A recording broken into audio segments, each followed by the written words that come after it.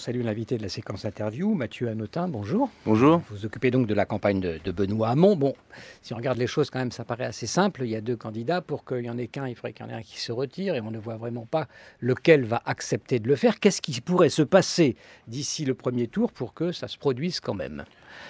D'abord, la première chose qu'il faut dire, c'est que la politique, c'est pas une affaire statique. C'est pas une affaire de sondage 3 mois avant. C'est pour ça que je vous demande qu'est-ce qui peut se produire. Vous savez, quand on regarde dans l'histoire, il y a eu une fois un candidat unique de la gauche.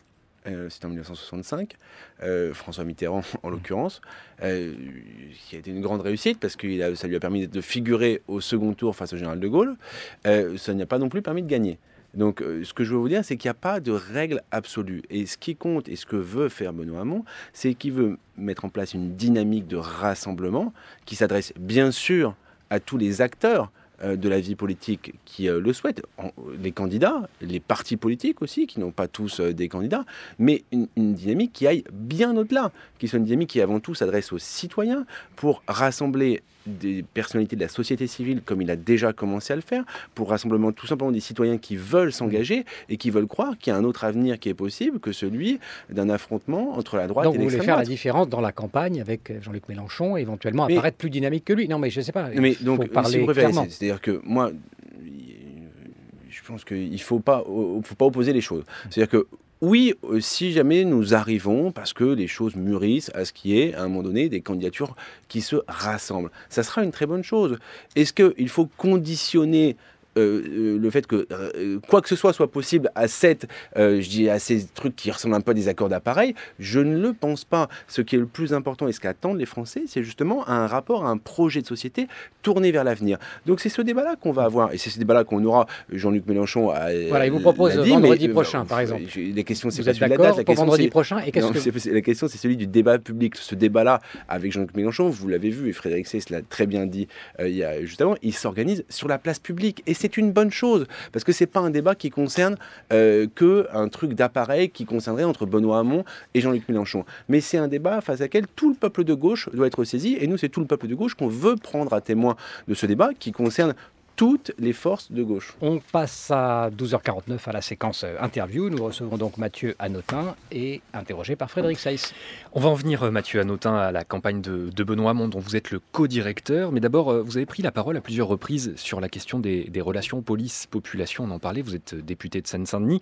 La situation a l'air très compliquée entre des violences policières d'un côté, des rassemblements pas toujours autorisés de l'autre, une indignation aussi des deux côtés, deux France qui se divisent. Comment est-ce qu'on les raccommode ?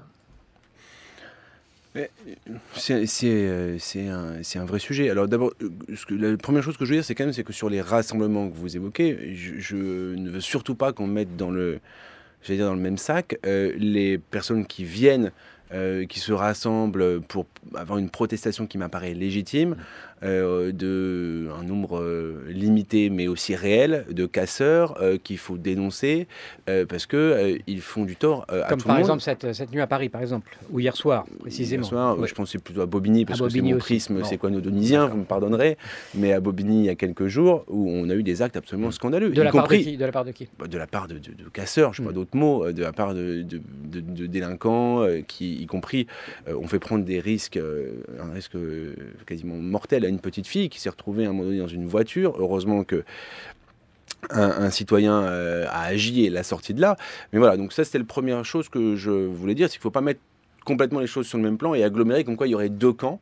Moi, je suis convaincu qu'il faut retrouver, maintenant que les choses redescendent un petit peu, il y a deux choses. D'abord, il y a l'affaire Théo en tant que telle, où là, il faut qu'il y ait maintenant une réponse tant administrative, ça a été lancé, que judiciaire, qui soit à la hauteur du choc que cette affaire a causé dans notre pays tout entier. Mais ça, c'est en cours. Et à la rigueur, la justice va à son rythme. Oui, on ne peut pas influer dessus. La justice va à son rythme, donc c'est normal.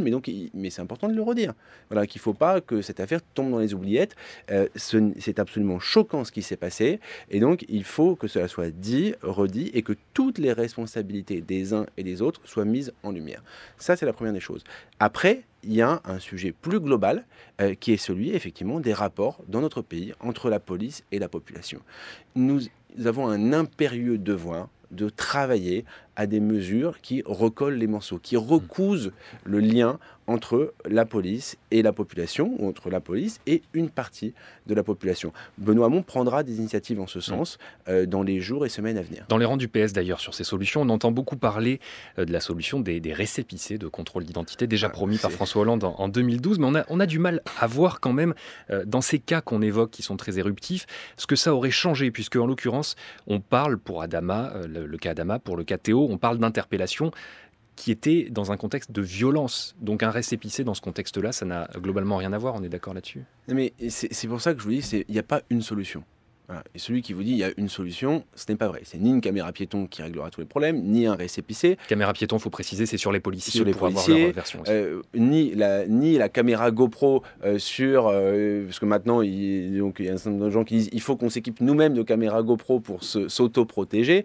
Donc voilà. Donc tout ça, ce sont des mesures qui peuvent être utiles, mais qui ne changent pas les choses. C'est avant tout un combat culturel.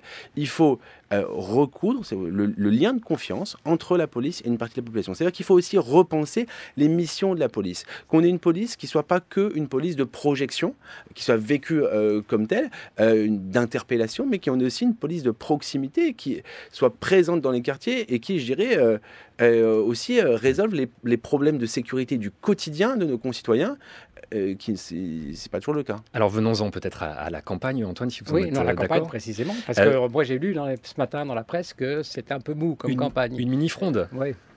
Oui, bon, écoutez, on a l'impression que vous avez... des grincheux et des râleurs, c'est pas nouveau, il y en a toujours. Est-ce que ça va s'accélérer? Quels sont les Écoutez, grands moi, axes ce que je peux vous pour la dire, suite? c'est que, de manière assez sereine, Benoît Hamon sera ce week-end au Portugal. Voilà, pour son premier déplacement international. Il y aura une semaine très dense qui est devant nous, qui arrive la semaine prochaine. On aura de nombreux déplacements en province, au moins 2 meetings. Et puis voilà, le rythme des choses est lancé.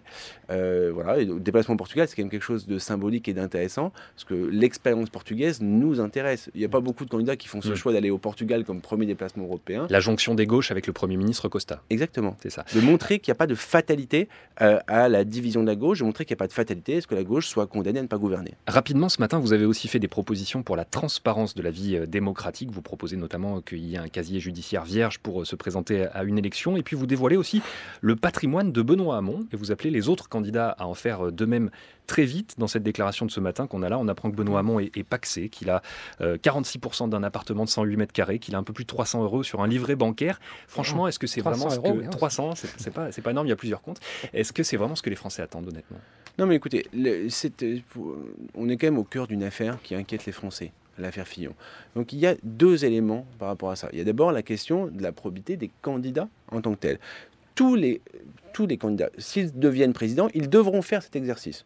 Donc nous, on dit à partir du moment où ils doivent le faire une fois qu'ils sont élus, on devrait mettre une règle qui impose qu'à partir du moment où on a déposé ses parrainages, on le fasse de la même manière. Donc quelque part, on montre l'exemple, puisqu'on veut que ça devienne une règle, donc on montre cet exemple-là. Mais ce qu'il faut retenir de ce matin, quand même, dans la conférence de presse, c'est qu'il y a aussi une exigence, parce que là, pour le coup, politique, on est au cœur d'une campagne. On a besoin de savoir, à un moment donné, c'est les questions d'indépendance de la décision de demain. Et donc de quel candidat, de qui il est sous influence ou pas. Donc notamment de qui le finance. Et une des propositions que vous n'avez pas citées, mais qui pour moi est quasiment la plus forte de la conférence de presse, c'est l'obligation que nous mettrons dans la loi de rendre publics ces donateurs au-dessus de 2 500 €. Et nous le ferons dans cette campagne. Ça vise Macron. Parti. Ça vise tous les autres. Parce que vous savez, on a Macron, certes, là-dessus, il y a des vrais sujets, mais Fillon dans ses relations avec AXA et Marine Le Pen dans ses relations avec la Russie. J'aimerais bien, moi, savoir qui finance notamment Madame Le Pen et Monsieur Fillon. Merci beaucoup, Mathieu Hanotin, co-directeur de la campagne de Benoît Hamon.